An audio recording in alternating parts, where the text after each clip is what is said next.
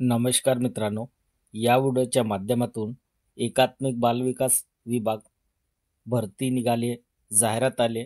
या जाहिरातीमध्ये नियम व अटी काय आहेत आणि ऑफलाईन अर्ज कसे भरायचं ते सर्व सविस्तर डिटेल आपण या व्हिडिओच्या माध्यमातून बघायचं आहे. तुम्ही जर या चॅनलवरती नवीन आला असाल तर चॅनलला सबस्क्राईब करून घ्या आणि व्हिडिओला स्किप करू नका. व्हिडिओ पूर्ण बघा, तेव्हाच तुम्हाला या ठिकाणी समजेल. आता ही नवीन जाहिरात आहे. 4/2/2025ला ही जाहिरात आली.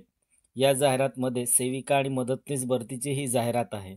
या जाहिरातमध्ये नियम काय असेल आणि अर्ज कसा भरावा ते सर्व डिटेल आपण या व्हिडिओच्या माध्यमातून बघायचं आहे. व्हिडिओ जास्त लॉंग होणार आहे मित्रांनो, तर व्हिडिओला स्किप करू नका. शेवटी आपल्याला ऑफलाईन ॲप्लिकेशन कसं फिलअप करायचं तेही मी तुम्हाला या व्हिडिओच्या माध्यमातून ॲप्लिकेशन फिलअप करून दाखवणार आहे.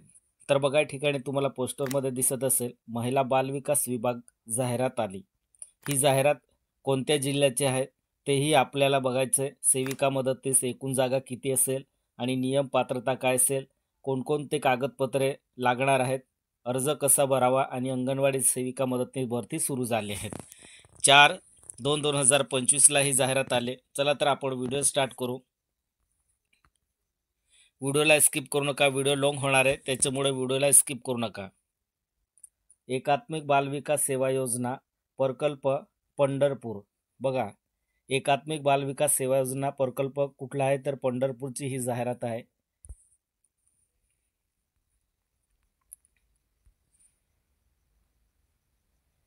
जाहिरात बघा, एकात्मिक बालविकास सेवा योजना प्रकल्प 1 पंढरपूर ग्रामीण अंगणवाडी सेविका व मदतनीस रिक्त पदाकरिता भरती जाहिरात आली आहे. 2025ची ही जाहिरात आहे. दिनांक 4/2/2025ला ही जाहिरात आली. ही जाहिरात आता पंढरपूरसाठी आहे, पंढरपूर प्रकल्पासाठी आहे. 4/2/2025ला ही जाहिरात आली. या पंढरपूरमध्ये कोणत्या गावामध्ये मदतनीस जागा रिक्त आहे आणि सेविका जागा किती आहेत तेही आपल्याला बघायचं आहे आणि नियम व अटी काय लावण्यात आले 2025मध्ये आणि शेवटी ऑफलाईन ॲप्लिकेशनसुद्धा आपल्याला या व्हिडिओच्या माध्यमातून फिलअप करून दाखवणार आहे तुम्हाला मी. एकात्मिक बालविकास सेवा योजना प्रकल्प पंढरपूर ग्रामीण अंगणवाडी सेविका मदतनीस रिक्त पदाकरिता जाहिरात आहे. जास्त हा व्हिडिओ शेअर करा.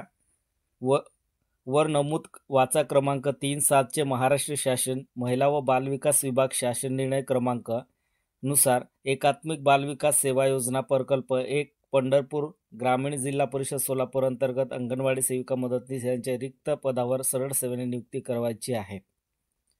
तरी खालील प्रमाणे दिलेल्या अटी व शर्तीनुसार ज्या गावात पद रिक्त आहे त्याच गावातील पात्र महिला उमेदवाराकडून अर्ज मागवण्यात येत आहे.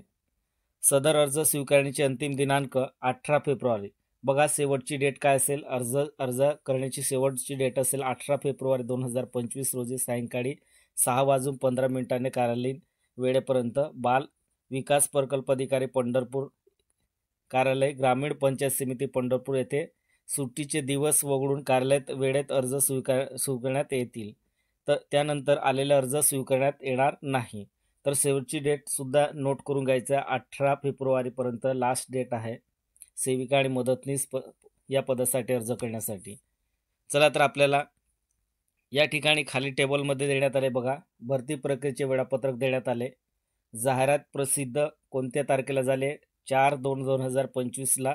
4 फेब्रुवारी 2025ला ही जाहिरात आली. आवेदनपत्र अर्ज स्वीकारण्याचे दिनांक काय असेल 5 ते 18 फेब्रुवारी 2025पर्यंत शेवटची डेट असेल अर्ज करण्याची. तिसरा अर्ज स्वीकारण्याचे अंतिम दिनांक 18/2/2025 रोजी सायंकाळी 6:15 क्लोज होणार आहेत. तर या ठिकाणी तुम्हाला सिग्नेचर दिसत असेल. बघा, राहुल चौहान बालविकास प्रकल्प अधिकारी पंढरपूर यांची ही जाहिरात आहे. व्हिडिओला स्किप करू नका आणि जास्त हा व्हिडिओ शेअर करा. प्रत्येक जिल्ह्यामध्ये आता जाहिरात येणार आहे. तर आपण हे पंढरपूर प्रकल्पाचं आपण बघतोय. तर बघा, ठिकाणी या टेबलमध्ये तुम्हाला सेविका आणि मदतनीस पदं किती रिक्त आहे, कोणत्या गावाला किती रिक्त आहेत ते तुम्हाला दिसणार आहे. विभाग, बीट नाव, ग्रामपंचायतचे गावाचं नाव, अंगणवाडीचं नाव आणि बरवाचे रिक्त पदं, सेविका आणि मदतनीस. हे बघा, या ठिकाणी तुम्हाला दिसत असेल सेविका आणि मदतनीस. तर हे सेविकाचं कॉलम आहे आणि हे मदतनीसचे कॉलम आहे. तर या ठिकाणी बघा गोदगाव 1, गादेगाव, सोनके, लक्ष्मी टाळकी या ठिकाणी बघा मदतनीस या पदासाठी प्रत्येकी एक एक जागा देण्यात आले. बघा भरपूर हे सर्व पंढरपूरमध्ये जेवढे गावं येत असतील त्या गावाचं सर्व जाहिरात देण्यात आले. तर बघा या ठिकाणी उपरी या ठिकाणी काय दिले, सेविकाचं एक पद देण्यात आले आणि शिरगोळ या ठिकाणी सुद्धा एक सेविकाचं पद देण्यात आले. आणि जवळपास प्रत्येक ठिकाणी मदतनीस एक जागा कंपल्सरी आहे. तर बघा गोदगाव, बाळवणी हे सर्व या ठिकाणी जाहिरात देण्यात आले.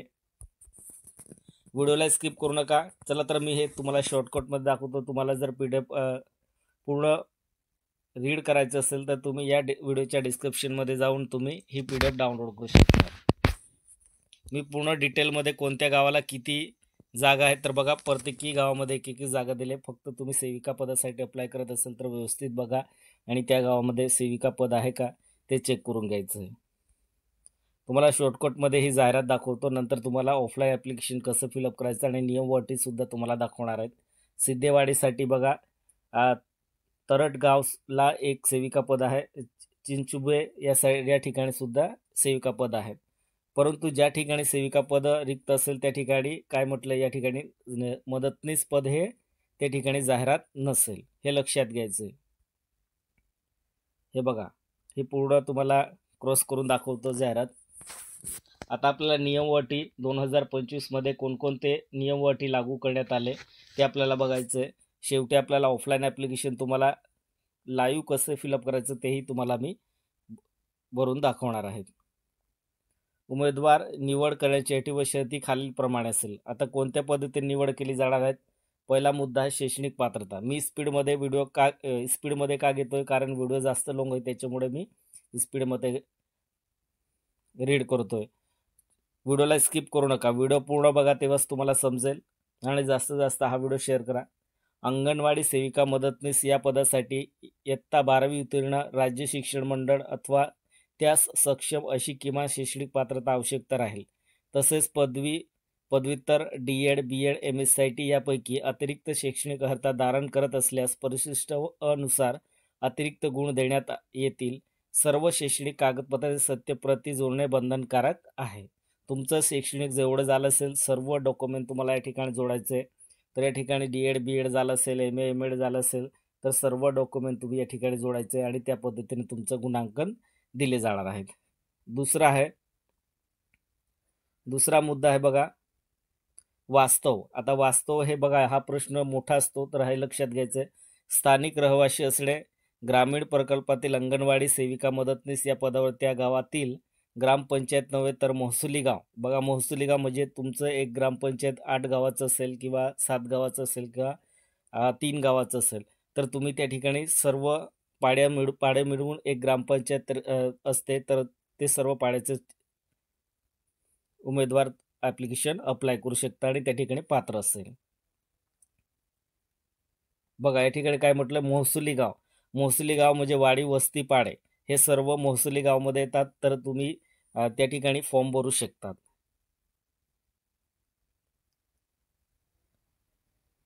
क्षेत्रातील रहिवासी यांना स्थानिक समजण्यात येईल. यासोबत रहिवासी असलेल्याबाबत स्वयंघोषणापत्र व पुरावा म्हणून वैध कोणतेही कागदपत्र सादर करणे बंधनकारक राहील. उदाहरणार्थ मतदान ओळखपत्र किंवा आधार कार्ड किंवा रेशन कार्ड, रहिवासी दाखला किंवा विवाह नोंदणी प्रमाणपत्र यापैकी एक डॉक्युमेंट तुम्हाला सबमिट करावं लागेल पुरावा म्हणून. तिसरा मुद्दा आहे जातीचं प्रमाणपत्र. उमेदवार अनुसूचित जाती जमाती, इतर मागास प्रवर्ग, विमुक्त जाती, भटक्या जमाती, आर्थिकदृष्ट्या दुर्बल घटक, विशेष मागास प्रवर्ग, सामाजिक व शैक्षणिकदृष्ट्या मागास वर्ग यात मोडत असल्यास सक्षम प्राधिकारी यांचे प्रमाणपत्र जोडणे आवश्यक आहे. जातीच्या प्रमाणपत्र आधारावर महिला व बालविकास विभाग शासन निर्णय 30 जानेवारी 2025 च्या सहपत्र परिशिष्ट अनुसार अतिरिक्त गुण देण्यात येणार आहेत. तर बघा, हे कास्ट असेल, तुमचं ओबीसी असेल, एसटी असेल, एससी असेल, कोणत्याही कॅटेगरी असेल, ते जात प्रमाणपत्र तुम्हाला जोडायचं आहे.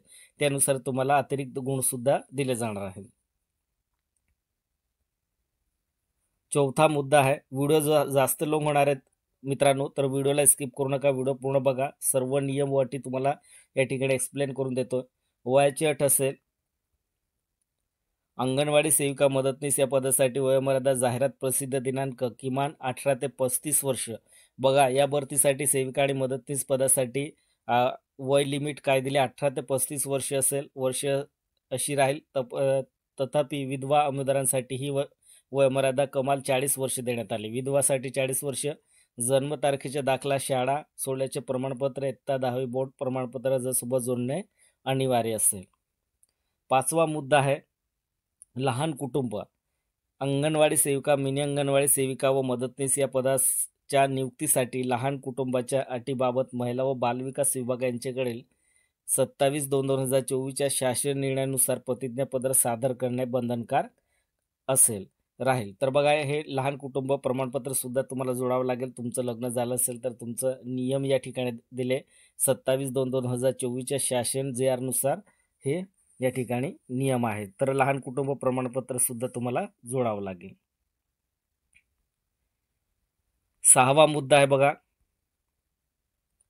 भाषेचे ज्ञान. अंगणवाडी सेविका, मिनी अंगणवाडी सेविका व मदतनीस यांची नियुक्ती करायची आहे, त्यांना मराठी भाषेचे ज्ञान बंधनकारक राहील. याकरिता इयत्ता 10वी मराठी विषयासह अथवा परिशिष्ट अ मध्ये नमूद केलेल्या शैक्षणिक अर्हतेपैकी किमान एक अर्हता मराठी भाषा विषयासह उत्तीर्ण असणे बंधनकारक असेल. तर मराठी भाषेसाठी तुम्ही 10वीपर्यंत तुमचे मराठी विषयामध्ये तुम्ही 10वी पास आउट झाले असेल तर तुम्ही या ठिकाणी पात्र असाल. सातवा मुद्दा आहे, अर्जदारांचे नावात बदल असेल. तर बघा, अर्जदारांच्या नावात बदल असेल तर अर्जदारांच्या नावात बदल असल्यास विवाह नोंदणी दाखला जोडायचे. विवाह नोंदणी व शैक्षणिक कागदपत्र दाखल्यावर नाव बदल असल्यास याबाबतचे पुरावे जोडावे, किंवा नावात बदल असल्याबाबतचे राजपत्र म्हणजे गॅझेट. बघा, तुम्हाला गॅझेट जोडायचं आहे. आता हे गॅझेट कुठून डाउनलोड करायचं, तर तुम्ही या व्हिडिओच्या डिस्क्रिप्शनमध्ये जायचे, त्या ठिकाणी तुम्हाला गॅझेट मिळणार आहे. तो गॅझेटसुद्धा तुम्ही डाउनलोड करू शकतात.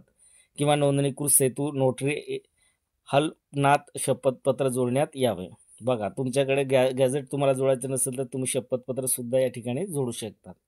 आठवा मुद्दा आहे, विधवा व अनाथ उमेदवारांच्या बाबत अशा उमेदवारांच्या परिशिष्ट अ मध्ये नमूद केल्यानुसार 10 अतिरिक्त गुण देण्यात येतील. सदर बाबत विधवा उमेदवारांच्या बाबतीत पतीचे मृत्यू प्रमाणपत्र, स्वयंघोषणा पत्र देणे बंधनकारक राहील. अनाथ उमेदवारांच्या बाबत सक्षम अधिकारी यांचे अनाथ प्रमाणपत्र सादर करणे बंधनकारक राहील.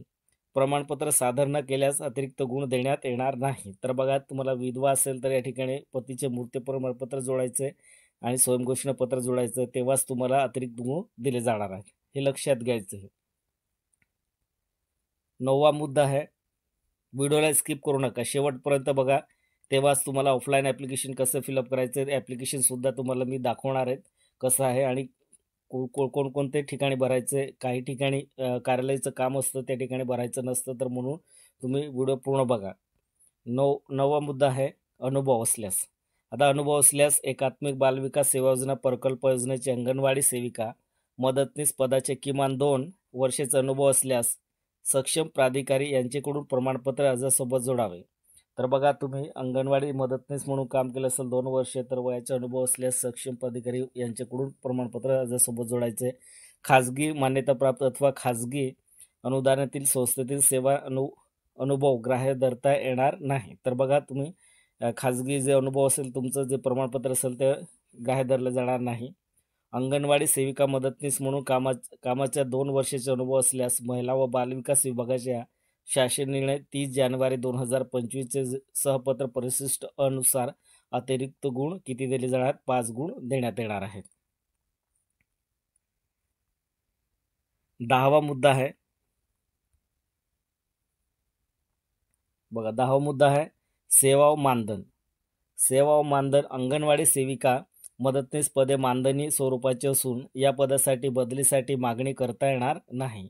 तसेच या पदाकरिता सेवानियुक्ती, मानधन इत्यादी बाबत शासनाने वेळोवेळी निर्गमित केलेले शासन निर्णय, परिपत्रक, देय व धोरण लागू राहतील. 11वा मुद्दा आहे अर्ज विहित नमुन्यात सादर करावा. अर्जासोबत सर्व कागदपत्रे सक्षम प्राधिकाऱ्याकडून साक्षीकृत केलेले असावेत.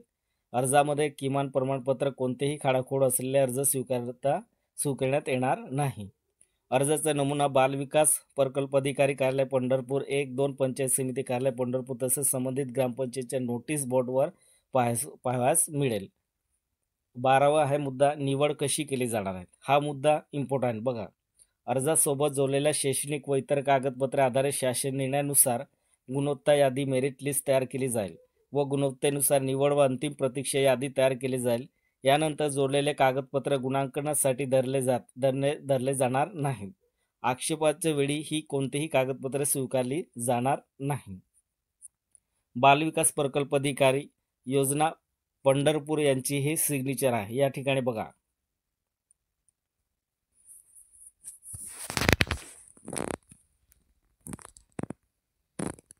आता 4-5 मुद्दे आहेत तर हे सुद्धा तुम्हाला मी एक्सप्लेन करून देतो आणि नंतर आपल्याला ऑफलाईन ॲप्लिकेशन कसं फिलअप करायचं ते तुम्हाला दाखवणार आहे.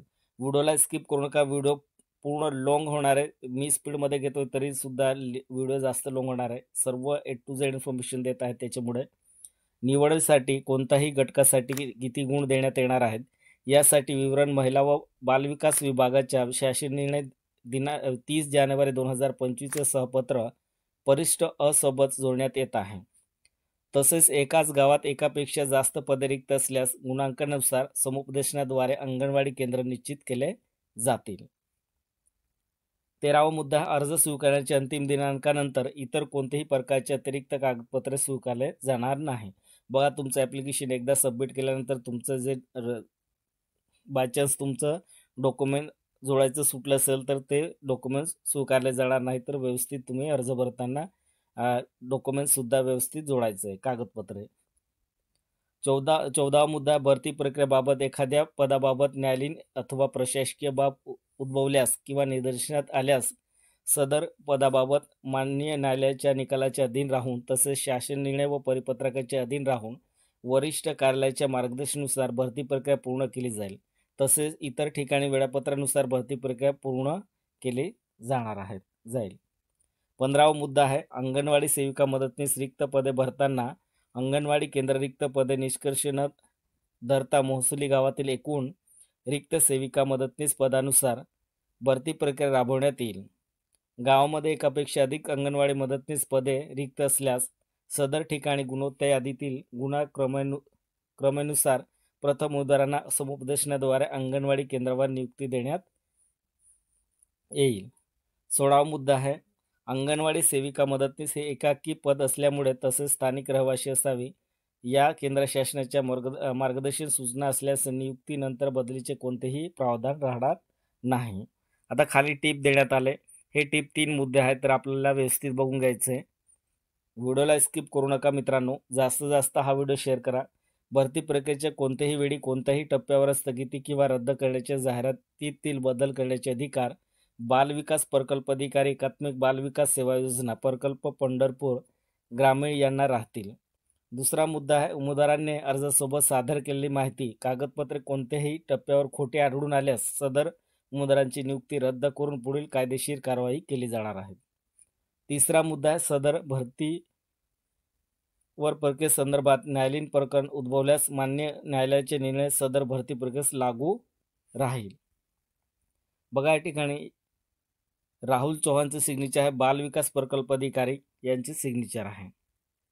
तर या ठिकाणी बघा प्रत माहितीसाठी सविनय सादर मुख्य कार्य अधिकारी जिल्हा परिषद सोलापूर, जिल्हा कार्यक्रम अधिकारी जिल्हा परिषद सोलापूर आणि गट विकास अधिकारी पंचायत समिती पंढरपूर आणि सरपंच ग्राम अधिकारी ग्रामपंचायत पंढरपूर आणि अंगणवाडी प्रवेशिका आपण सदर गावात जाहिराती संबंधी व्यापक प्रसिद्ध देण्याबाबत योग्य ती कारवाई करावी असं या ठिकाणी प्रती देण्यात आली.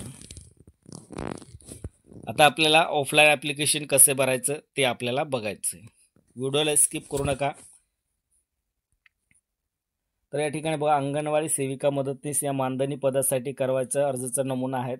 आता आपल्याला अर्ज कसे भरायचं तर या ठिकाणी बघा अर्जदारांचा फोटो या ठिकाणी चिपकायचं आहे. विषय काय दिले या ठिकाणी अंगणवाडी सेविका मदतनीस या मानधनी पदासाठी अर्ज सादर करण्याबाबत विषय आहे.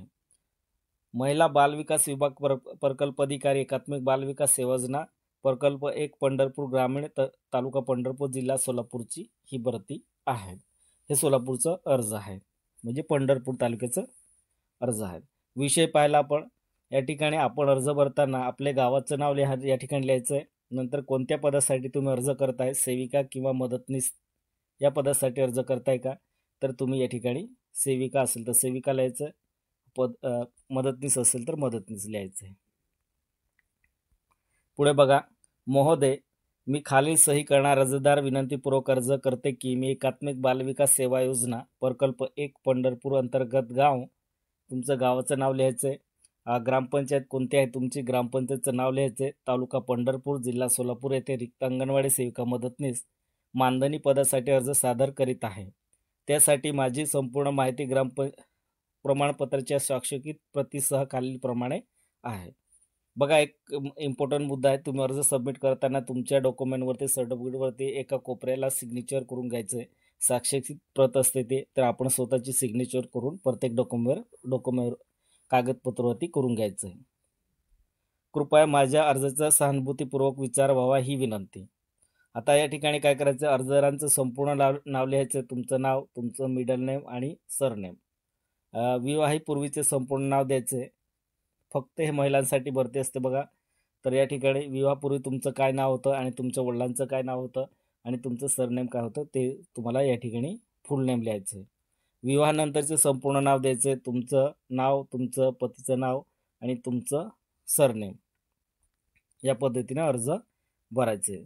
तिसरा मुद्दा आहे, अर्जदारांचं सध्याचं संपूर्ण पत्ता द्यायचं. अर्जदारांचं गावाचं नाव लिहायचं आहे, ग्रामपंचायत कोणते ग्रामपंचायत लिहायचे, तालुका कोणता आहे तालुका लिहायचं आहे आणि जिल्हा या ठिकाणी लिहायचं आहे. चौथा मुद्दा, अर्जदारांचा मोबाईल क्रमांक द्यायचा आहे. तर बघा या ठिकाणी 1, 2 असं दिले. तुमचा जो मोबाईल नंबर चालू असेल तो मोबाईल नंबर तुमचा द्यायचा आहे आणि तुमचं नातेवाईकांचं मोबाईल नंबर सुद्धा द्यायचं आहे ऑब्लिक म्हणून. पाचवा मुद्दा आहे विवाहित अविवाहित विधवा. तुम्ही विवाहित आहे का किंवा अविवाहित असेल किंवा विधवा असेल, या 3 पैकी कोणतं ऑप्शन आहे तुमचं ते तुम्ही या ठिकाणी लिहून द्यायचं. सहावा मुद्दा आहे जात प्रवर्ग कोणता आहे, SC ST OBC VJNT कोणती आहे तुमची कॅटेगरी, ते कॅटेगरी तुम्ही या ठिकाणी लिहून द्यायचं. नेक्स्ट आहे तहसीलदार प्रांत अधिकारी यांचे प्रमाणपत्र जोडणे. बघा, तहसीलदार प्रांत अधिकारी यांचे प्रमाणपत्र सुद्धा जोडायचे. त्यांचं जन्मदिनांक लिहायचं तुमचं. नंतर आपल्याला 8 नंबर आहे 4/2/2025 रोजी वय किती आहे तुमचे, वर्ष किती आहे, महिने किती आहे, दिवस किती आहे, हे तुम्ही वर्ष, महिने, दिवस हे कॅल्क्युलेशन करून घ्यायचं गुगलवरती जाऊन आणि तुम्ही या ठिकाणी लिहून द्यायचं. वयोमर्यादा किती असेल, 18 ते 35 वर्ष, विधवासाठी 40 वर्ष. तर बघा, जे विधवा महिला असेल त्यांना 40 वर्ष पात्रता देण्यात आली आणि 18 ते 35 वर्ष हे जे विधवा नसेल त्यांच्यासाठी हे एज लिमिट देण्यात आली.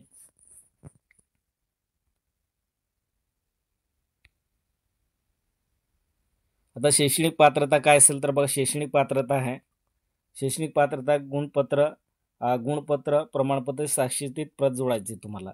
बघा, तुमचं गुणपत्र असेल आणि बोर्ड सर्टिफिकेट, 10वीचं मार्कशीट आणि बोर्ड सर्टिफिकेट, 12वीचं मार्कशीट आणि बोर्ड सर्टिफिकेट, ग्रॅज्युएशन झालं असेल ग्रॅज्युएशन मार्कशीट आणि त्याचं डिग्री सर्टिफिकेट, MA झालं असेल ते MAचं मार्कशीट आणि MAचं डिग्री सर्टिफिकेट, DED झालं असेल DED मार्कशीट आणि DED डिग्री सर्टिफिकेट, BEd झालं असेल तर BEd मार्कशीट आणि BEd डिग्री सर्टिफिकेट, असं तुम्हाला सर्व जोडायचं. शिक्षण, उत्तीर्ण वर्ष, कोणत्या संस्था विभागातून उत्तीर्ण झाला, एकूण गुण प्राप्त, टक्केवारी आणि शेरा. तर बघा, 12वी तुम्ही पास झाला असेल, 12वी पास झाला असेल तर कोणत्या वर्षी पासआउट झालं ते वर्ष लिहायचं आहे, कोणत्या संस्थेमधून कोणत्या विभागामधून तुम्ही पासआउट झाले ते विभाग लिहायचं आहे, एकूण गुण किती मिळाले तुम्हाला आणि प्राप्त गुण किती आहे हे सर्व तुम्ही लिहायचं आणि एकूण टक्केवारी लिहायचं आणि शेरा ब्लँक सोडून द्यायचं, टक्केवारी लिहायचं. तसंच दुसरा मुद्दा पण तसंच आहे, पदवीचं या ठिकाणी उत्तीर्ण वर्ष, कोणत्या युनिव्हर्सिटीमधून पास झाले ते आणि एकूण गुण, एकूण प्राप्त गुण आणि टक्केवारी लिहायचं. या पद्धतीने पदव्युत्तरचं पण तसं सेम भरायचं तुम्हाला आणि BEdचं पण सेम तुम्हाला ज्या वर्षी पासआउट झालं ते वर्षी लिहायचं आहे, कोणत्या युनिव्हर्सिटीमध्ये पास आउट झाले, एकूण गुण किती, प्राप्त गुण किती आणि टक्केवारी किती, असं या पद्धतीने तुम्हाला MSIT पर्यंत तुमचं या ठिकाणी सर्व शैक्षणिक पात्रता तुम्ही या ठिकाणी भरून द्यायचं. याच पद्धतीने सर्व डिटेलमध्ये व्यवस्थित भरायचे. बघा पदवी आणि पदव्युत्तर याचं टक्केवारी काही ठिकाणी बघा CGPA मध्ये असतात, त्यांना टक्केवारी काढता येत नाही. तर मी या चॅनलवरती व्हिडिओ अपलोड करून ठेवला आहे. चॅनलला सबस्क्राईब करून घ्या, तुम्हाला ते व्हिडिओसुद्धा दिसणार आहे. चॅनलला सबस्क्राईब केल्यानंतरच ते व्हिडिओ दिसणार आहे. तुम्हाला पदवीचं मार्कशीट असेल तुमचं, CGPA पॅटर्न असेल तुमचं, तर त्याचं पर्सेंटेज कसं काढायचं ते सुद्धा व्हिडिओ अपलोड केलं आहे. आणि PGचं पोस्ट ग्रॅज्युएशनचं त्याचं सुद्धा त्या ठिकाणी पर्सेंटेज कसे काढायचं तेही व्हिडिओ मी सेपरेट अपलोड केलं आहे. तर चॅनलला सबस्क्राईब करून ते व्हिडिओ बघू शकता तुम्ही. अगदी सोप्या पद्धतीने कसे पर्सेंटेज काढायचं तेही मी एक्सप्लेन करून दिले. आता 10वा मुद्दा, अवगत असलेल्या भाषा. बघा या ठिकाणी लिहिता येणारी भाषा कोणती आहे, वाचता येणारी भाषा कोणती आहे, बोलता येणारी भाषा कोणती आहे. या ठिकाणी बघा लिहिता येणारी भाषा लिहायचे तुम्ही इंग्लिश, मराठी, हिंदी, गुजराती, तुम्हाला जे येत असेल ते तुम्ही या ठिकाणी लिहिता येणारी भाषा व्यवस्थित लिहून द्यायचे. वाचता येणारी भाषा कोणकोणती आहे, इंग्लिश, हिंदी, मराठी जे असेल ते. आणि बोलता येणारी भाषा कोणकोणती आहे ती सुद्धा इंग्लिश, हिंदी, मराठी, कोणती कोणती भाषा बोलता येते. तुम्हाला 5-10 भाषा येत असेल तर ते सर्व लिहू शकता तुम्ही. नेक्स्ट आहे या ठिकाणी होय किंवा नाही करायचं. बघा 11 नंबर, अर्जदार विधवा आहे का, फक्त या कॉलममध्ये होय किंवा नाही. असल्यास विहित प्रमाणपत्र बंधनकारक असेल तर तुम्हाला ते सर्टिफिकेट जोडावं लागेल. 12 नंबर आहे, अर्जदार अनाथ आहे का, होय किंवा नाही. बस होय किंवा नाही करायचं या ठिकाणी. 13 नंबर आहे, रहिवाशी स्वयंघोषणापत्र आहे का, तर होय. 14 नंबर, रहिवाशी पुरावा आहे का, या ठिकाणी होय. 15 नंबर, लहान कुटुंबाचे प्रमाणपत्र आहे का, होय. 16 नंबर आहे, अर्जदारास हयात असल्यास अपत्याची संख्या द्यायची, तुमचं मुलं किती आहे अपत्याची संख्या या ठिकाणी द्यायचे, नसेल तर 0-0 करून द्यायचे.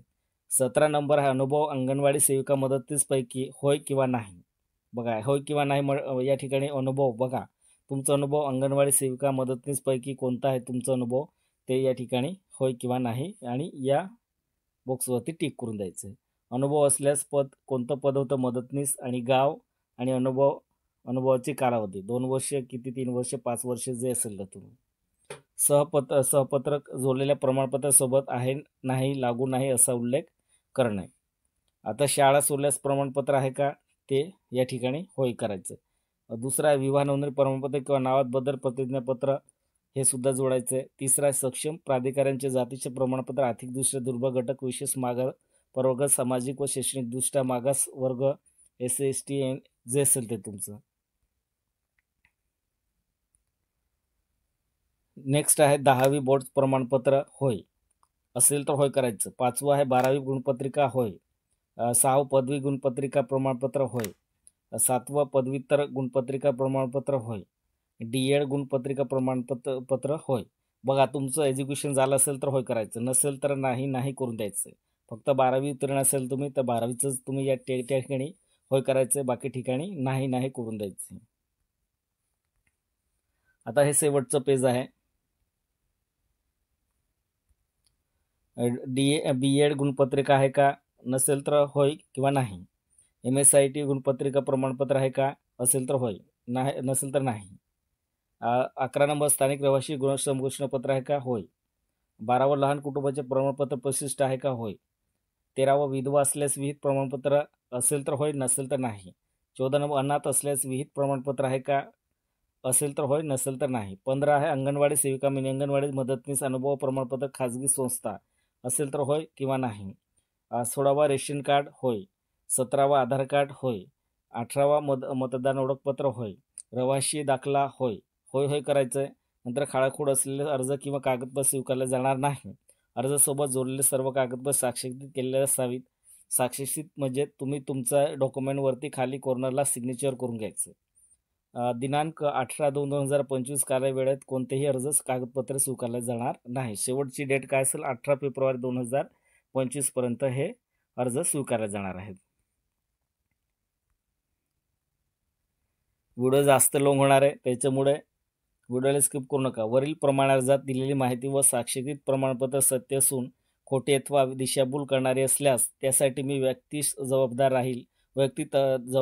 तसेच ज्यामुळे माझी अंगणवाडी सेविका मदतनीसपदी निवड झाली असली तरी ती निवड रद्द करण्याचे अधिकार नियुक्ती प्राधिकाऱ्यास म्हणजे बालविकास प्रकल्प अधिकारी यांना राहतील. यात माझी काही हरकत राहणार नाही याची मला पूर्ण जाणीव आहे. आपलं ठिकाण लिहायचं आहे, दिनांक लिहायचं आहे, अर्जदारांचं तुमचं नाव लिहायचं आणि तुमची सिग्नेचर करून द्यायची या ठिकाणी. आणि खाली बघा अर्जदारांचं संपूर्ण नाव, गावाचं नाव, ग्रामपंचायतचं नाव, तालुका, जिल्हा, मोबाईल नंबर हे सर्व भरून द्यायचं आहे. या पद्धतीने तुम्हाला अर्ज पूर्ण भरून द्यायचं आहे. आता हे शेवटचं पेज आहे. या ठिकाणी हे कार्यालयीन पेज आहे. तर तुम्हाला या ठिकाणी कोणत्या ठिकाणी फिलअप करायचं आहे तर बघा, सदर चेकलिस्टमधील क्रमानुसार अर्जानंतर सर्व कागदपत्रे जोडावी. अर्जदारांचं महसुली गाव कोणतं आहे, गावाचं नाव लिहायचं आहे, अंगणवाडी केंद्राचं नाव लिहायचं आहे, अर्जदारांचं नाव लिहायचं आहे आणि ज्या पदाकरिता अर्ज केला आहे तुम्ही मदतनीस सेविका ते पद लिहायचं आहे. या पद्धतीने तुम्ही हे सर्व पूर्ण भरून द्यायचं. आता या ठिकाणी काहीच भरायची गरज नाही. या ठिकाणी बघा या ठिकाणी हे कार्यालयीन कामासाठी आहे. तर तुम्ही या ठिकाणी काहीच टिक करायचं नाही, जसं आहे तसंच सोडून द्यायचं आहे आणि खाली यायचं आहे. खाली आल्यानंतर या ठिकाणी बघा अर्ज सक्षम जोडल्यास पानाची पडताळणी करून पुष्ट संख्या 1 ते अशी एकूण पानाने जोडली आहेत. अर्जदारांची तुमची स्वाक्षरी करायचं आहे, इथे ठिकाण लिहायचं आहे, दिनांक लिहायचं आहे आणि खाली बघा तपासणी अधिकारी कर्मचाऱ्यांची स्वाक्षरी. तर या ठिकाणी तुम्ही काहीच करायची गरज नाही, फक्त तुम्ही वरचं आणि खाली या ठिकाणी स्वाक्षरी तुमची करायची आहे आणि बाकी ब्लँक सोडायचं. या ठिकाणी जे तपासणी अधिकारी असतील ते या ठिकाणी सिग्नेचर करतील, तुमचे डॉक्युमेंट व्हेरीफाय करतील आणि नंतर या ठिकाणी ते सिग्नेचर करतील, तेव्हाच तुमचं ॲप्लिकेशन पात्र असेल. या पद्धतीने तुम्हाला ऑफलाईन अर्ज फिलअप करायचं आहे. आणखी वेगवेगळ्या जिल्ह्याचं जाहिरात येणार आहे. जाहिरात याला सुरुवात झाली 4/2/2025 ही फेब्रुवारी. पंढरपूर तालुक्याची ही जाहिरात आहे. जास्तीत जास्त हा व्हिडिओ शेअर करा. व्हिडिओ आवडला तर चॅनलला सबस्क्राईब करून घ्या. वेळोवेळी अपडेट देत राहील. जय हिंद, जय महाराष्ट्र.